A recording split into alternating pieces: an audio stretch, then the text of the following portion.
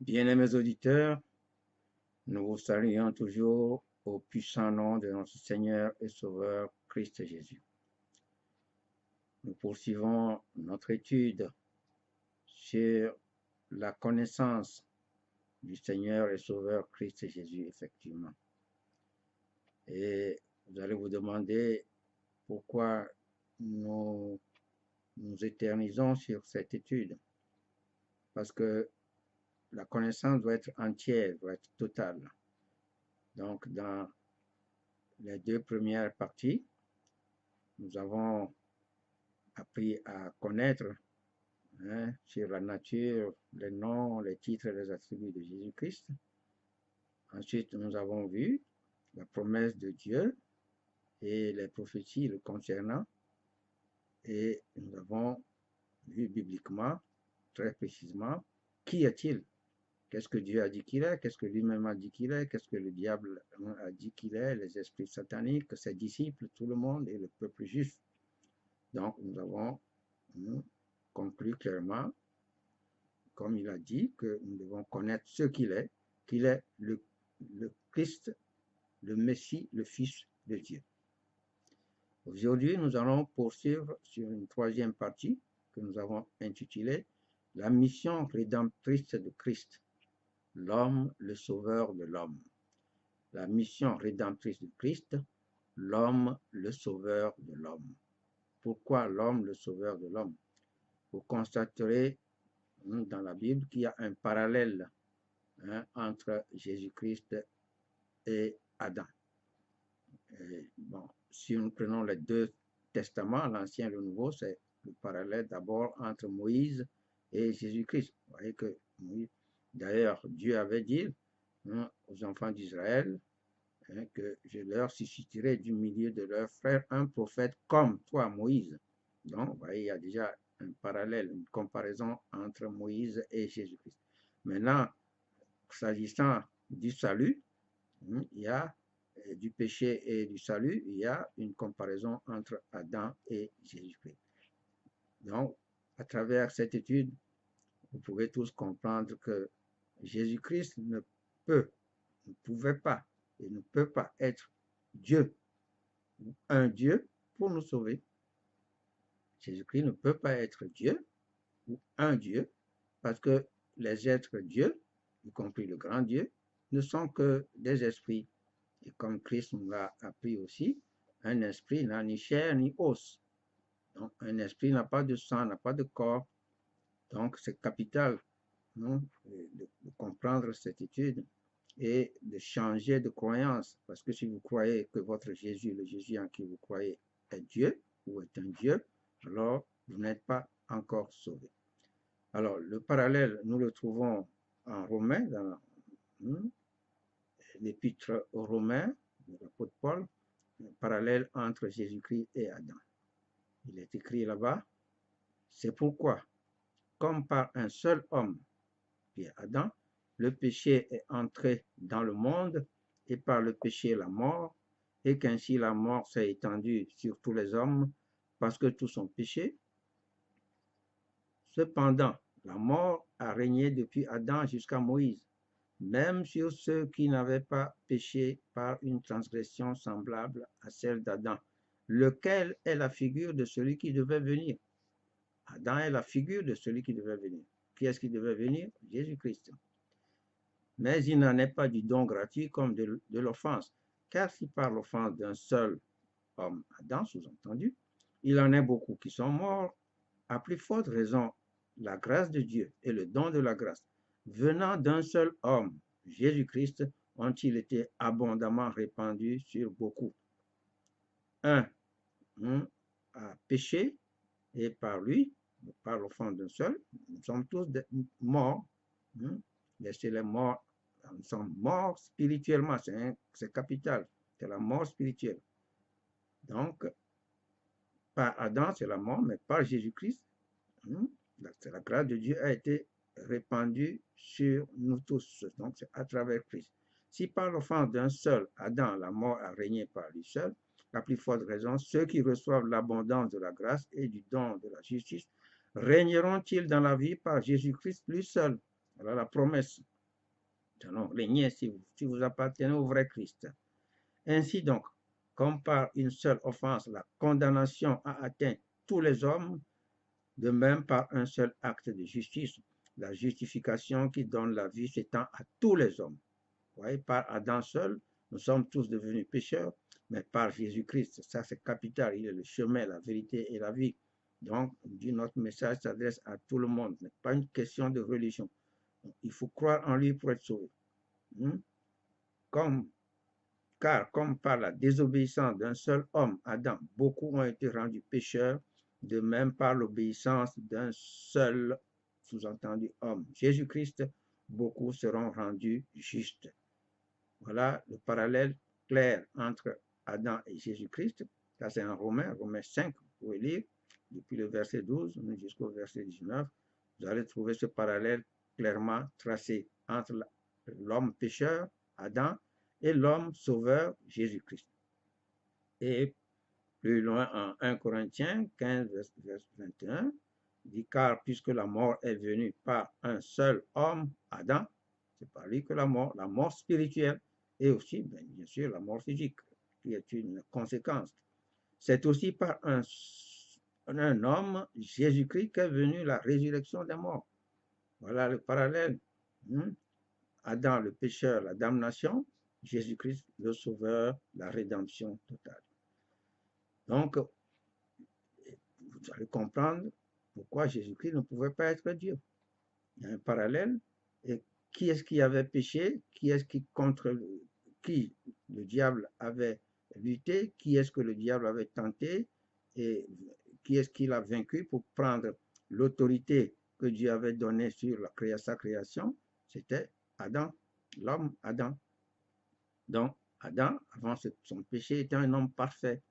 Un homme de corps, âme et esprit parfait qui n'avait pas de péché en lui avant cette désobéissance, cette déchéance.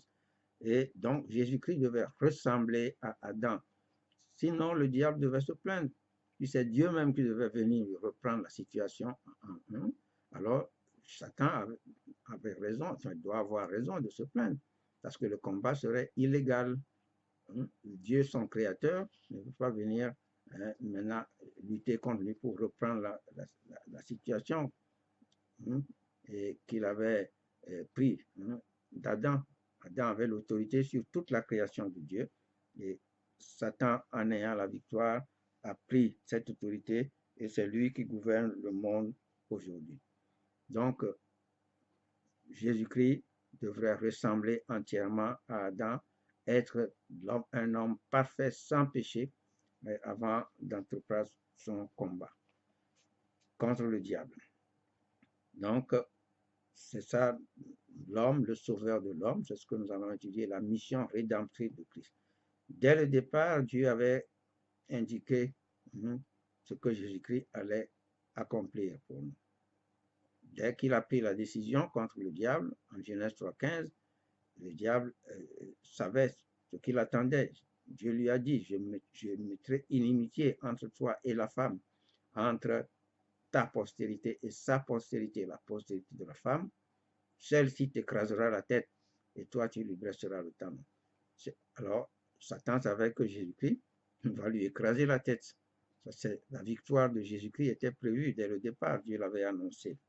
Alors, quand Jésus-Christ allait être né, allait venir, qu'est-ce que l'ange a dit à Joseph en Matthieu 1, verset 18 et suite? L'ange qui était envoyé à Joseph lui dit, voici, Marie, verset 18, Matthieu 1, 18 à 21. Voici de quelle manière arriva la naissance de Jésus-Christ. Marie, sa mère, ayant été fiancée à Joseph, se trouva enceinte par la vertu du Saint-Esprit, avant qu'ils eussent habité ensemble. Joseph, son époux, qui était un homme de bien et qui ne voulait pas la diffamer, se proposa de rompre secrètement avec elle. Comme il y pensait, voici un ange du Seigneur lui apparut en songe et dit, Joseph, fils de David, ne crains pas de prendre avec toi Marie, ta femme, car l'enfant qu'elle a conçu vient du Saint-Esprit. elle enfantera un fils et tu lui donneras le nom de Jésus. C'est lui qui sauvera son peuple de ses péchés. C'est lui qui sauvera son peuple de ses péchés. Donc, vous voyez, Genèse 3,15 avait déjà indiqué qu'il allait écraser la tête au serpent, au diable. Et maintenant, donc, sa mission est précisée, c'est une mission de salut, une mission salvatrice. Donc, de salut concernant le péché d'Adam et Ève, c'est lui qui sauvera son peuple de ses péchés.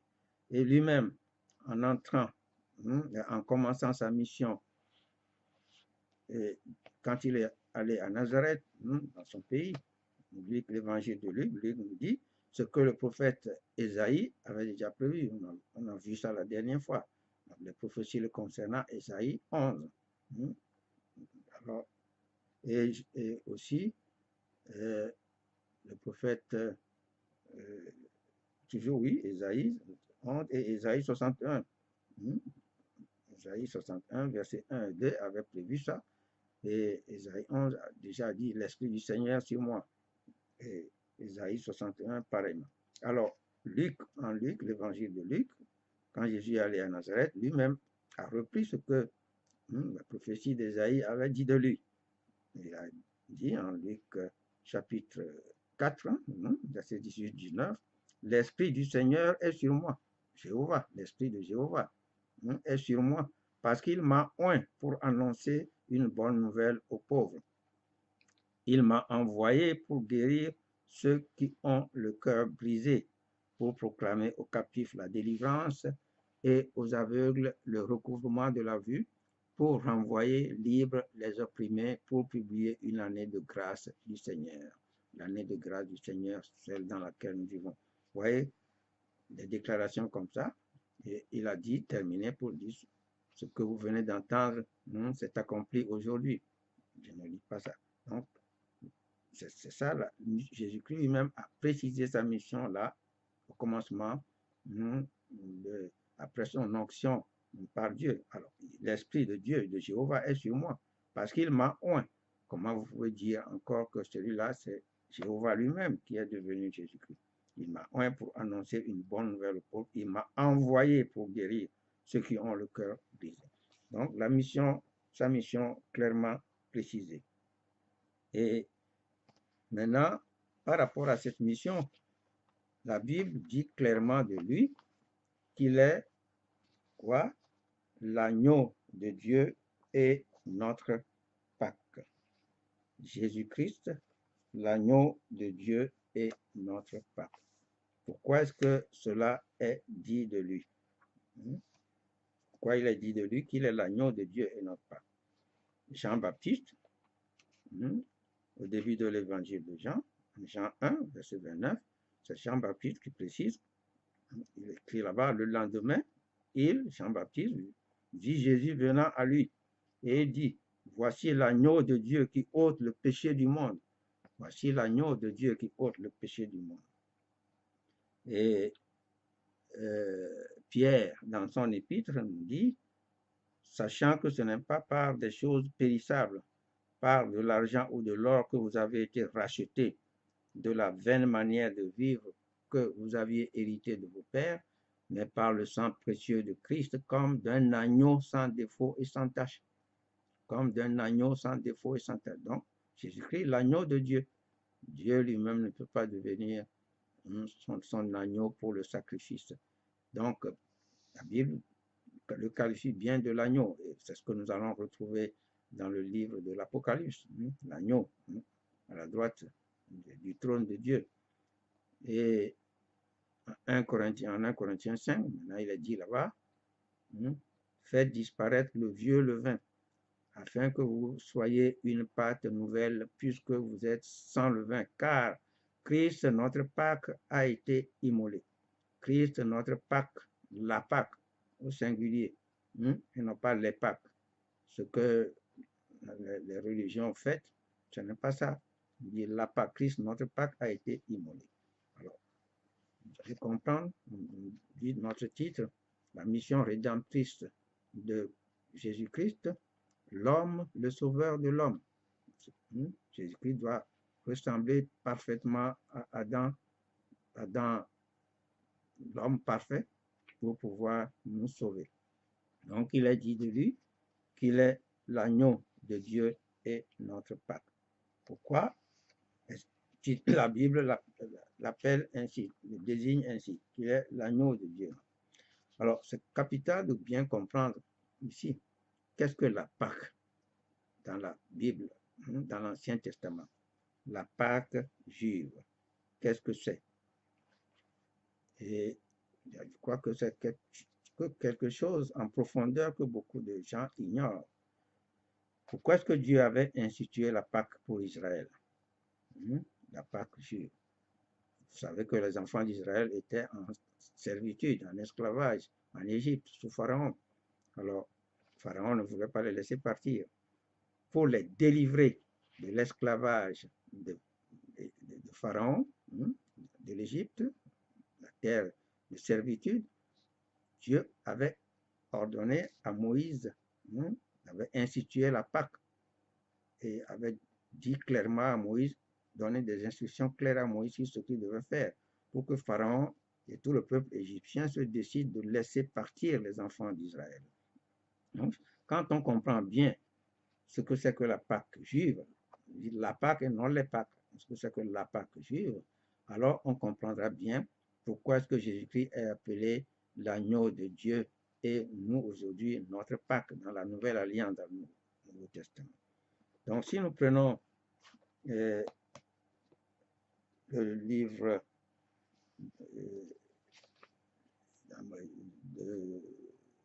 Exode, Exode 12, c'est là où nous trouvons l'institution de la Pâque juive à Israël.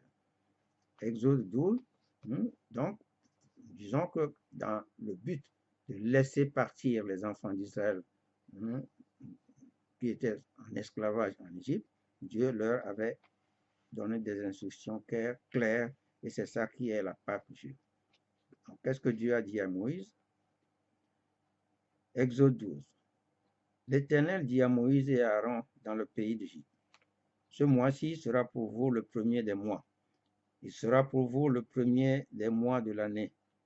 Parlez à toute l'assemblée d'Israël et dites, le 10e jour de ce mois, on prendra un agneau pour chaque famille, un agneau pour chaque maison. Si la maison est trop peu nombreuse pour un agneau, on le prendra avec son plus proche voisin, selon le nombre des personnes. Vous compterez pour cet agneau d'après ce que chacun peut manger. Ce sera un agneau sans défaut, mâle, âgé d'1 an. Soulignez cette précision. Prenez vos Bibles et lisez, Exode 12. Ce sera un agneau sans défaut. C'est pourquoi Dieu précise ça. Mâle, pas femelle, âgé d'1 an. Vous pourrez prendre un agneau ou un chevreau. Donc, il y a cette précision qu'il faut noter. Vous le garderez jusqu'au 14e jour de ce mois. Donc, le 10e jour, l'agneau doit être choisi et gardé jusqu'au 14e jour. Et toute l'assemblée d'Israël l'immolera entre les 2 soirs. Au 14e jour, entre les 2 soirs, ils doivent immoler l'agneau. On prendra de son sang et on en mettra sur les 2 poteaux et sur le linteau de la porte des maisons où on le mangera. Cette même nuit, on en mangera la chair rôtie au feu. On la mangera avec des pains sans levain et des herbes amères. Vous ne le mangerez point à demi cuit et bouilli dans l'eau, mais il sera rôti au feu avec la tête, les jambes et l'intérieur. Vous n'en laisserez rien jusqu'au matin, et s'il en reste quelque chose le matin, vous le brûlerez au feu. Quand vous le mangerez, vous aurez vos reins sains, vos souliers aux pieds et votre bâton à la main, et vous le mangerez à la hâte. C'est la Pâque de l'Éternel. C'est la Pâque de l'Éternel. Cette nuit-là, je passerai dans le pays d'Égypte et je frapperai tous les premiers-nés du pays d'Égypte, depuis les hommes jusqu'aux animaux. Et j'exercerai des jugements contre tous les dieux de l'Égypte. Je suis l'Éternel, Jéhovah. Le sang vous servira de signe sur les maisons où vous serez. Je verrai le sang et je passerai par-dessus vous, et il n'y aura point de plaie qui vous détruisent quand je frapperai le pays d'Égypte. Voilà l'instruction claire donnée à Moïse pour les enfants d'Israël, Exode 12, versets 1 à 13. Et commencer à vous souligner les points clés. Les dates sont bien précisées, le 10 du premier mois et le 14e, et les caractéristiques de l'agneau, un agneau mâle, âgé d'1 an, sans défaut. Il ne va pas avoir les pieds beaux, les pieds gondolés, les oreilles tordues, borgnes. Donc, l'agneau doit être parfait, sans défaut. Et il a précisé comment est-ce que la chair doit être mangée et le sang aussi, comment il doit être utilisé. Et c'est le sang qui va servir de signe pour qu'il n'y ait pas de plaie, il n'y a pas de deuil dans les maisons d'Israël. Donc, Dieu a précisé clairement pour cet agneau pascal comment il doit être choisi, à quelle date, comment et comment il doit être mangé, cuit et mangé. Et il a précisé plus loin ailleurs que ces os ne seront pas brisés non plus. On ne doit pas briser les os. Donc, les consignes ont été reçues par les enfants d'Israël et appliquées telles quelles.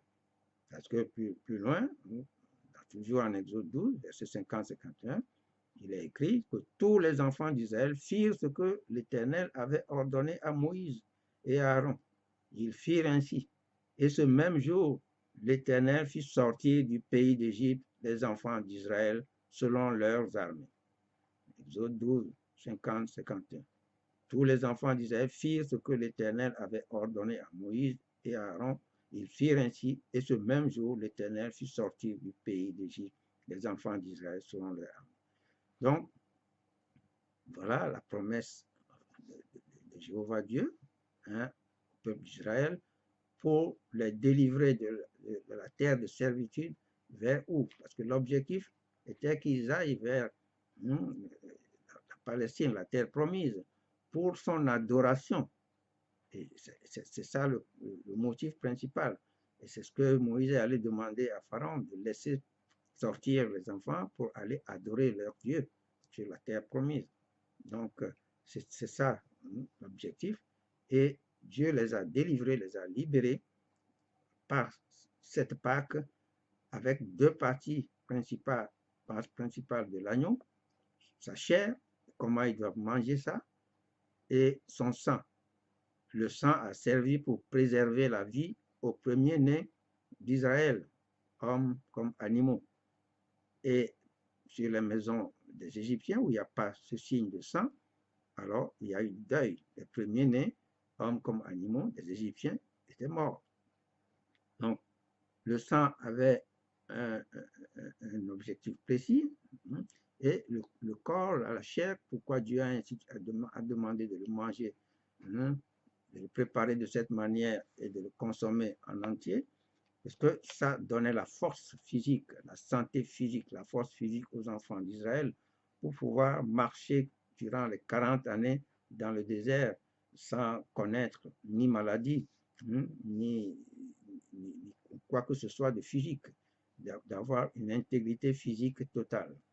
Donc, voilà les deux parties de l'agneau pascal juif et ce que cet agneau a procuré. Son corps, sa chair a procuré aux enfants d'Israël la santé physique, la force physique, l'endurance pour pouvoir tenir et marcher. S'ils n'avaient pas dans le désert commis d'autres péchés, il n'y aurait eu pas de mort, il n'y aurait eu aucune perte. C'est que par la suite, ils ont murmuré contre Dieu. Ça, c'est autre chose. Mais s'ils étaient restés intègres dans leur marche avec Dieu, dans leur croyance à Dieu, tout au long, ils ne sont pas allés fabriquer le veau d'or, là, ben, il n'y aura pas de plaie. Ils allaient marcher, tous ceux qui ont quitté l'Égypte devraient atteindre la terre promise dans leur intégrité totale. Donc, voilà les deux parties de l'agneau. Donc, d'abord, les dates, les caractéristiques de l'agneau, et ensuite, comment il doit être utilisé, sa chair et son sang. Donc, il ne faut pas confondre les choses. Alors, si la Bible dit de Jésus-Christ maintenant qu'il est l'agneau de Dieu et notre Pâque, vous voyez la comparaison. Tout ce que Dieu avait fait faire avec Moïse. Moïse était l'intermédiaire dans l'Ancien Testament. Les enfants d'Israël communiaient avec Dieu à travers Moïse. Donc, ça symbolisait, ça préparait ce qui allait venir, le plus grand, le plus spirituel dans le Nouveau Testament. Donc maintenant, quand il est dit de Jésus-Christ qu'il est l'agneau de Dieu et notre Pâque, pourquoi est-ce que Jésus-Christ est comparé à cet agneau? Donc c'est exactement, Jésus-Christ va effectuer une mission semblable, une mission salvatrice.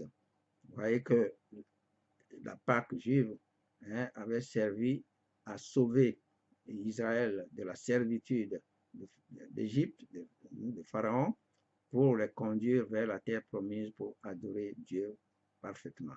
Donc, Jésus-Christ, l'agneau de Dieu, doit ressembler parfaitement à l'agneau pascal juif. Il doit ressembler à l'agneau pascal juif.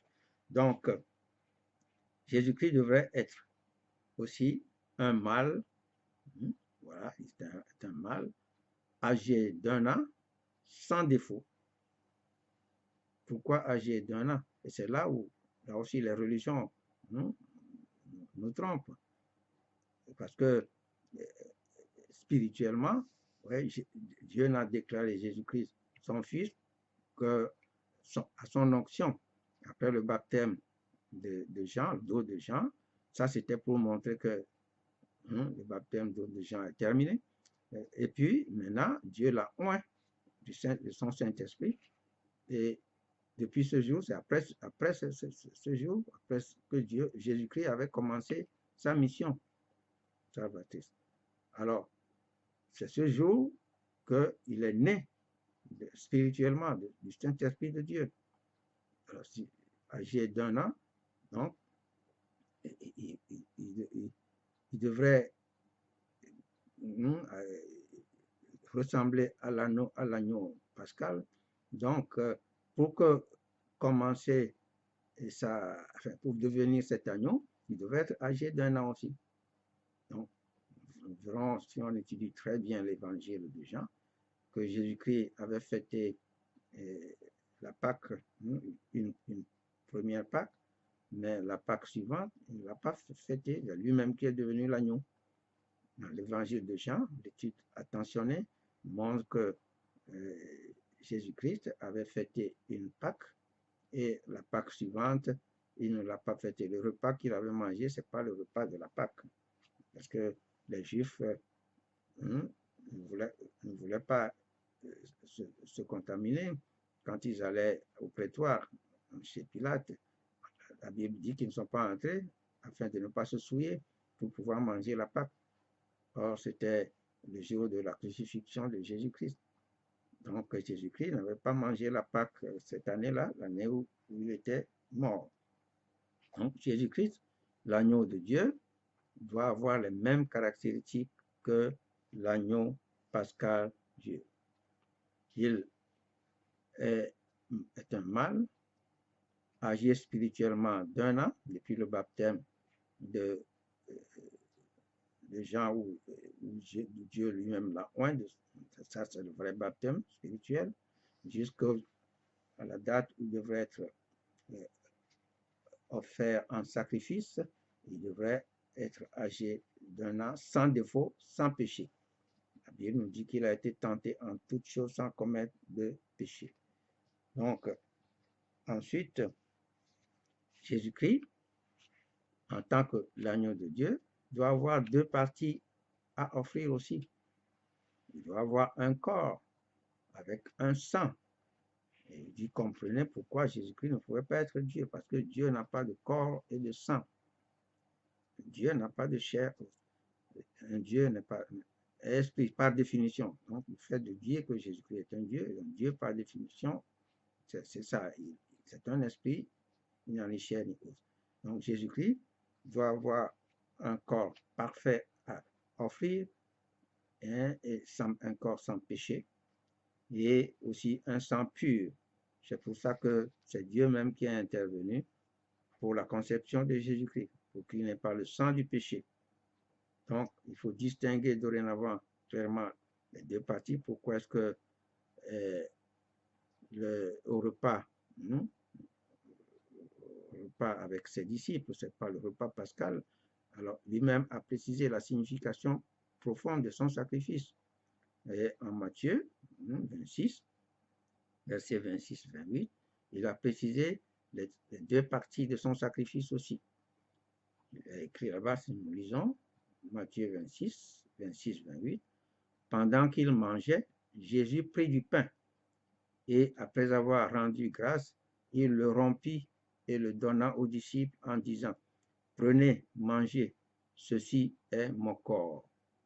Donc, le pain symbolise le corps. Il prit ensuite une coupe et après avoir rendu grâce, il la leur donna en disant, buvez-en tous, car ceci est mon sang, le sang de l'alliance qui est répandu pour plusieurs pour la rémission des péchés. Le sang de l'alliance qui est répandu pour plusieurs pour la rémission des péchés. Nous avons vu que l'ange avait annoncé à Joseph que s'appellera Jésus, c'est lui qui sauvera son peuple de ses péchés. Et il précise le sang, c'est pour le péché, c'est pour nous laver du péché. Donc, nous entendons plusieurs pasteurs ou plusieurs croyants parler du sang autrement. Jésus-Christ a bien précisé ce que le sang allait nous procurer. Et c'est important. Le péché, on dit que le salaire du péché, c'est la mort, mais le don gratuit de Dieu, c'est la vie éternelle en Jésus-Christ. Et c'est par ce sang que les péchés sont lavés. La purification est faite par le sang. Donc, le sang sert rien qu'à purifier spirituellement, à nous laver de toute impureté spirituelle. Le sang n'a pas un objectif charnel. Le sang du Christ est trop précieux. Tout à l'heure, c'est pourquoi nous avons lu que ce n'est pas par de l'argent ou de l'or qu'on a été sauvé, mais par le sang précieux du Christ comme d'un agneau sans défaut et sans tache. Donc, ce sang, voilà, dans le sacrifice de Christ, le sacrifice rédempteur de Christ, le sang doit servir comme le sang de l'agneau avait servi de signe pour préserver la vie physique des enfants d'Israël. Le sang de Jésus-Christ, c'est ça qui nous donne la vie éternelle, la vie spirituelle éternelle. Donc, c'est trop précieux. Donc, il ne faut pas parler du sang de Jésus n'importe comment, comme nous l'entendons dire. Et maintenant, il faut distinguer son corps. Parce que le pain symbolisait le corps, lui-même a bien distingué entre le corps et le sang. Donc, le corps, comme la chair de l'agneau, devrait fortifier les enfants d'Israël. Nous allons voir qu'est-ce que le sacrifice de Christ nous a procuré effectivement. Donc, le sang a servi, par le sang que nous avons, il a parlé de la rémission des péchés. Alors, il faut distinguer entre la rémission des péchés et le pardon des péchés. La rémission des péchés s'obtient une seule fois dans la vie du croyant chrétien.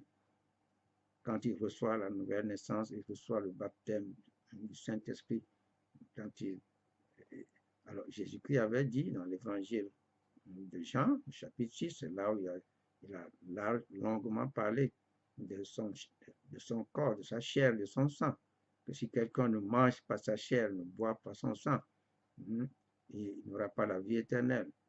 Et ça avait répugné à plusieurs de ses disciples qui, par la suite de ça, l'avaient quitté en croyant, mais celui-là veut faire de nous des sorciers, on va boire son sang, manger sa chair, des anthropophages. Donc, il avait bien précisé que pour être sauvé, il faut manger son corps et boire son sang. Mais c'est spirituel. Il a dit après que les paroles que je vous dis sont esprit et vie. Les gens croyaient qu'il parlait physiquement, Mais si c'est physique, ce n'était pas possible. Même si on prend cellule par cellule la chair de Jésus-Christ, ça ne suffirait pas à tous les croyants. Donc, il a dit ces paroles sont spirituelles. C'est spirituellement qu'il parlait de manger sa chair et de boire son sang.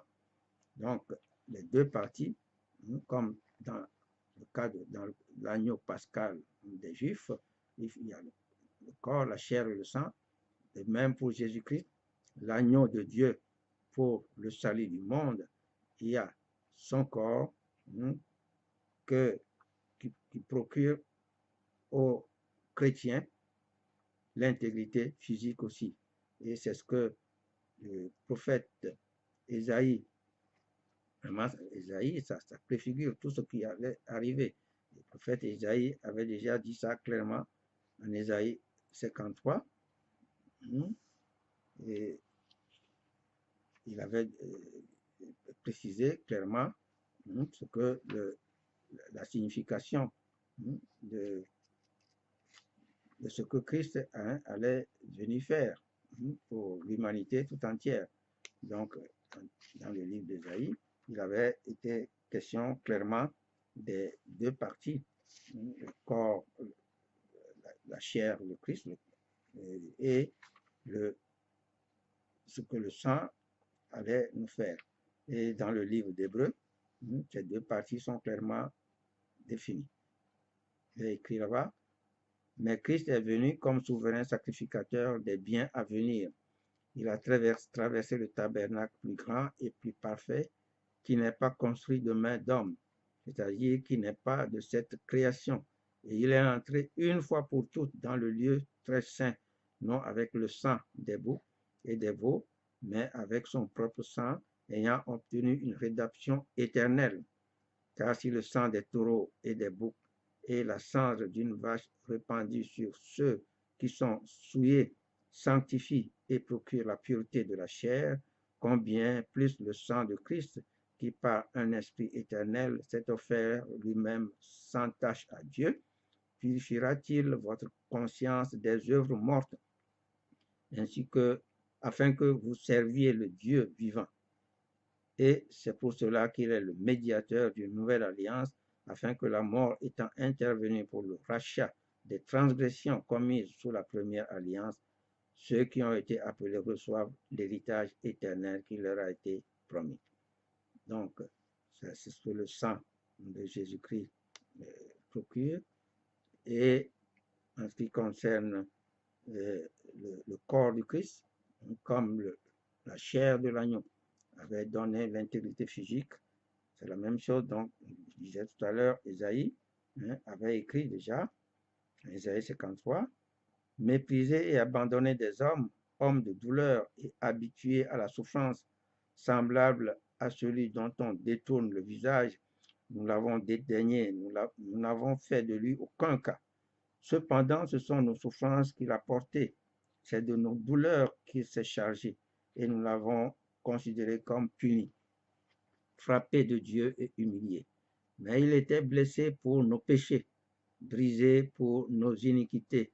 Le châtiment qui nous donne la paix est tombé sur lui, et c'est par ses meurtrissures que nous sommes guéris. Ésaïe parlait comme si c'était déjà accompli. Ésaïe 53, versets 3 à 5. Donc, cela, il a prévu ici le sacrifice de Christ et ce que cela allait procurer à l'humanité. Alors, quand Jésus-Christ est arrivé, effectivement, il a opéré des guérisons et il nous a sauvés, le salut total. Et dans l'évangile de Matthieu, chapitre 8, verset 16-17, il dit, le soir, on amena auprès de Jésus plusieurs démoniaques. Il chassa les esprits par sa parole et il guérit tous les malades afin que s'accomplisse ce qui avait été annoncé par Ésaïe le prophète. Il a pris nos infirmités et il s'est chargé de nos maladies. Vous pouvez lire ça en Matthieu 8, verset 16-17. Donc, ce que Ésaïe, le prophète Ésaïe avait prévu, donc ça s'est réalisé. Et en ce qui concerne la suite, par ces meurtrissures, nous sommes guéris. Pierre reprend ça dans son épître, 1 Pierre 2, versets 21 à 24. Nous pouvons lire là-bas, 1 Pierre 2. Et c'est à cela que vous avez été appelés, parce que Christ aussi a souffert pour vous, vous laissant un exemple, afin que vous suiviez ses traces, lui qui n'a point commis de péché, et dans la bouche duquel il ne s'est point trouvé de fraude. Lui qui, injurié, ne rendait point d'injure, maltraité, ne faisait point de menace, mais s'en remettait à celui qui juge justement. Lui qui a porté lui-même nos péchés en son corps sur le bois, afin que, mort au péché, nous vivions pour la justice, lui par les meurtrissures duquel vous avez été guéris. Donc, disions tout à l'heure, le corps de Christ maintenant, c'est en son corps, par ses souffrances, qu'il nous a rendu disponible aussi la guérison physique, tout comme la chair de l'agneau avait donné l'intégrité physique aux enfants d'Israël, le corps du Christ est disponible pour rendre à tous ceux qui croient fermement que par ces meurtrissures, nous pouvons obtenir la guérison par toutes les flagellations, tout ce qu'il a souffert dans son corps. Il a pris tous nos maux dans son corps, parce que dit la parole, il faut croire pour recevoir. Donc le corps physique de Jésus-Christ nous procure l'intégrité physique aussi, la santé. Nous pouvons demander et obtenir la santé au nom de Jésus-Christ en croyant à ce que son corps, il avait souffert dans son corps pour nous. Donc, c'est là le sacrifice de Christ, la ressemblance de Christ à l'agneau pascal juif. Il faut distinguer, tout comme pour l'agneau pascal, les deux parties, comme Jésus-Christ, le sang et la chair. Alors nous le disions, les gens utilisent mal le sang ou comprennent mal. Le sang ne fait pas des choses physiques. Le sang de Jésus-Christ ne procure pas des bienfaits physiques. On ne prend pas le sang de Christ pour dire ceci, pour chasser des démons. Non, ils ont bu ce sang plutôt. Ce sang a servi pour nous racheter, pour le rachat, la rédemption. C'est pour payer le prix du péché, pour nous laver du péché. Donc, nous disions tout à l'heure, il faut distinguer entre la rémission des péchés et le pardon des péchés. Tout ce qu'on a commis comme péché avant, si on croit, et quand on croit en la bonne parole, et qu'on reçoit Christ, on confesse Christ, on le reçoit, le vrai Christ, comme son Seigneur, son Sauveur, c'est là de boire son sang. Alors son sang nous lave, nous purifie de toute iniquité. Nous avons la rémission en ce jour-là. Le jour où nous recevons la nouvelle naissance, nous avons la rémission de tous nos péchés commis auparavant. Parce qu'on ne peut pas se souvenir de tous ces péchés depuis qu'on a l'âge de 3-4 ans, qu'on a commencé à pécher, jusqu'à je ne sais pas à quel âge où on reçoit le vrai Christ, on confesse le vrai Christ pour être sauvé. C'est ce jour-là, tous les péchés commis, et ceux dont on se souvient comme ceux dont on ne se souvient pas, sont complètement lavés. C'est ça la rémission. Les dettes sont remises. Mais à partir de ce jour, le chrétien va continuer à vivre. Si nous disons que nous ne sommes pas pécheurs, nous mentons. Il va pécher involontairement. Évidemment, le chrétien ne doit pas pécher volontairement. Mais s'il pêche, qu'il se rend compte de son péché, il peut demander le pardon de ce péché-là. Donc, tous les péchés commis après la nouvelle naissance, on demande le pardon. Donc, le même sang de Jésus, c'est par ce sang que nos péchés commis après la nouvelle naissance sont purifiés, lavés aussi. On le demande, c'est ce que dit 1 Jean, 1 Jean 1. Dieu, et il est juste pour nous purifier de tous nos péchés, mais c'est par le sang de Christ toujours que nous avons le pardon. Donc, il faut distinguer entre la rémission qui est obtenue une fois pour toutes et le pardon qui est disponible pour tous les autres péchés que le chrétien pouvait commettre. Donc, voilà, dorénavant, clair, la Pâque. Nous devons, les chrétiens, alors, ce n'est pas le sacrifice de Christ, n'est pas un sacrifice répétitif.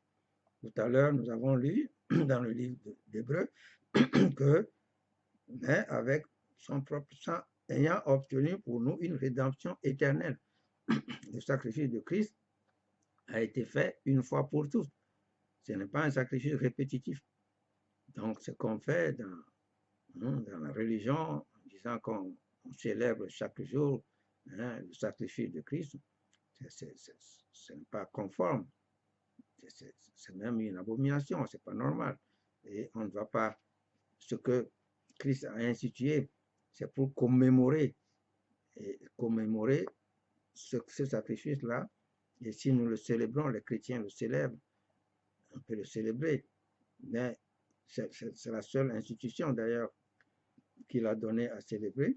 Et c'est que en commémorant, que nous nous rappelions et que nous croyons que ce que son corps offert en sacrifice a fait pour nous, par ses souffrances, dont nous avons l'intégrité, la guérison, nous pouvons demander et obtenir la guérison physique, mais que son sang aussi, ce que le sang de Christ a fait pour nous, nous a donné l'intégrité spirituelle, la vie éternelle, nous a lavé, purifié, payé le prix du péché, a payé la rançon pour nous.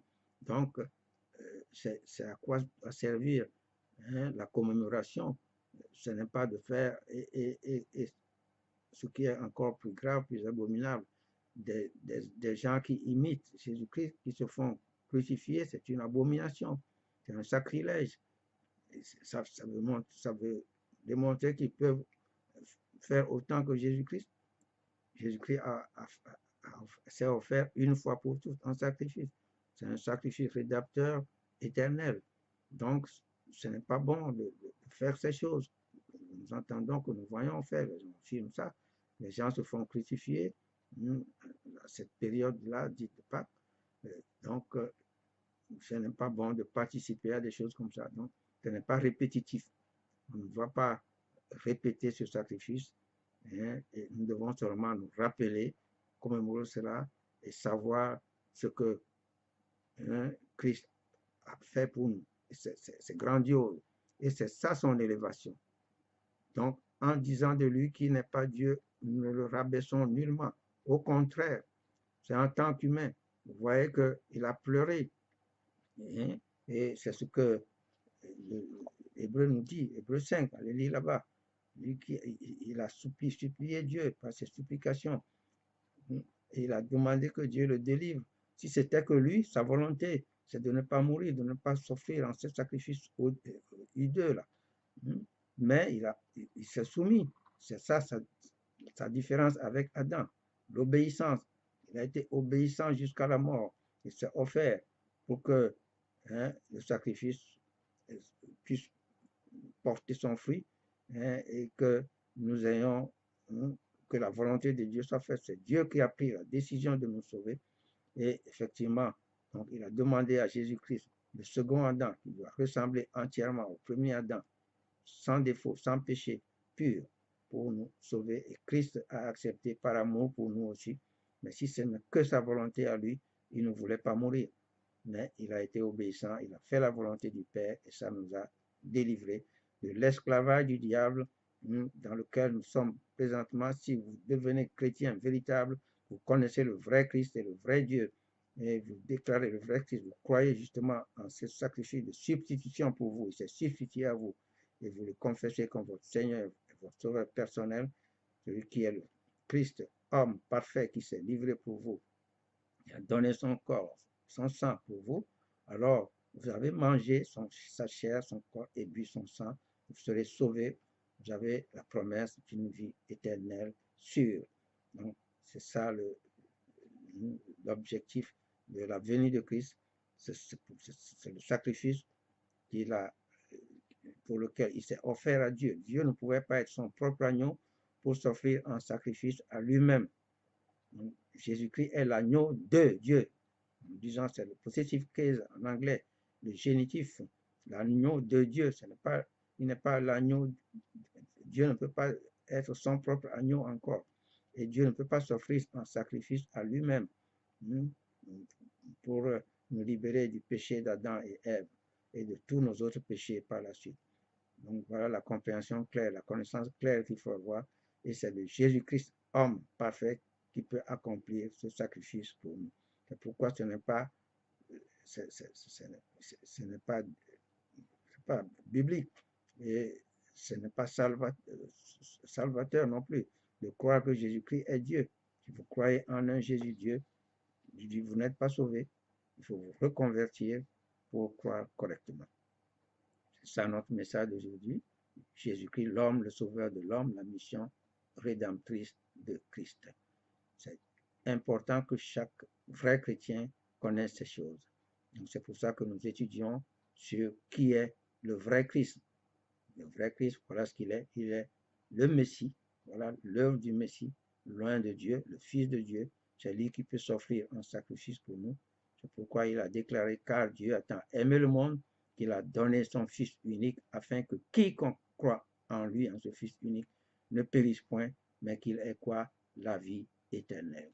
Donc c'est adressé à tout le monde. Ce n'est pas une question de religion. Nous insisterons, nous disons, quittez vos religions, quelle que soit la religion.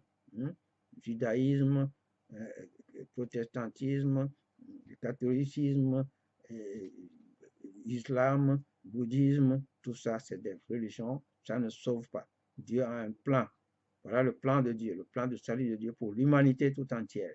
Il faut pas ce plan passe par Jésus-Christ, le vrai Christ, qui est le chemin, la vérité et la vie, par qui nous devons passer pour aller au Père. Nul ne vient au Père que par moi. Il n'y a pas de nom donné parmi les hommes par lequel on peut être sauvé, si ce n'est ce nom de Jésus le Christ, le vrai. Il y a des antéchrists. Si vous croyez en un autre Christ, c'est un antéchrist. Croyez au vrai Christ pour être sauvé. C'est ça notre message pour vous. Toujours, nous le disons, c'est notre cœur pour vous. Nous ne sommes pas venus pour attaquer ou critiquer. C'est parce qu'il y a la fausseté qui est enseignée, la fausseté qui est crue. Nous venons seulement pour vous enseigner la vérité qui sauve. Vous connaissez la vérité et la vérité vous rendra libre, vous affranchira. Voilà la vérité concernant Jésus-Christ et Dieu. Et il faut croire. Quand vous croyez au vrai Christ, il y a le lien qui l'unit au Père. Parce que si vous, il a dit, celui qui me reçoit celui qui m'a envoyé, et qui l'a déclaré dans les évangiles. Si vous croyez au vrai Christ, vous croyez le lien entre lui et le Père, donc c'est indispensable. Il y a un Père, celui qui l'a envoyé, c'est le Père. Donc, il n'est pas en même temps son propre Père. Si vous croyez que c'est Dieu qui est devenu Jésus-Christ, vous n'êtes pas sauvé encore. Vous n'êtes pas sauvé. Non, croire au Fils et croire au Père. C'est ce qu'il a dit en Jean 14. Croyez en Dieu, croyez en moi. Jean 14, 1. Ils sont deux personnes. Croire en Dieu le Père, croire au Fils. Pourquoi nous vous enseignons pour bien connaître. Or, la vie éternelle, c'est qu'ils te connaissent, toi le Père, le seul vrai Dieu, et celui que tu as envoyé, Jésus-Christ. Vous voyez la signification profonde de ce grand verset. Nous déclarons toujours, c'est le plus grand verset pour moi de la Bible. Or, la vie éternelle, c'est que ceux qui doivent recevoir le salut te connaissent, connaître intimement. Vous voyez comment nous apprenons à connaître le vrai Christ, comme nous avons appris à bien connaître le vrai Dieu Jéhovah, son Père. Donc, bien connaître les deux, c'est ça la condition incontournable du salut. Soyez bénis au puissant nom de Jésus-Christ, le vrai Christ. Donc, nous vous disons au revoir et à la prochaine, nous allons conclure sur qui est le vrai Jésus en voyant maintenant les quelques versets mal compris, mal interprétés. C'est la dernière partie que nous allons voir prochainement, des références bibliques mal comprises, mal interprétées pour croire que Jésus-Christ est Dieu. Donc, c'est notre cœur pour vous. Et encore une fois, soyez bénis. Au revoir.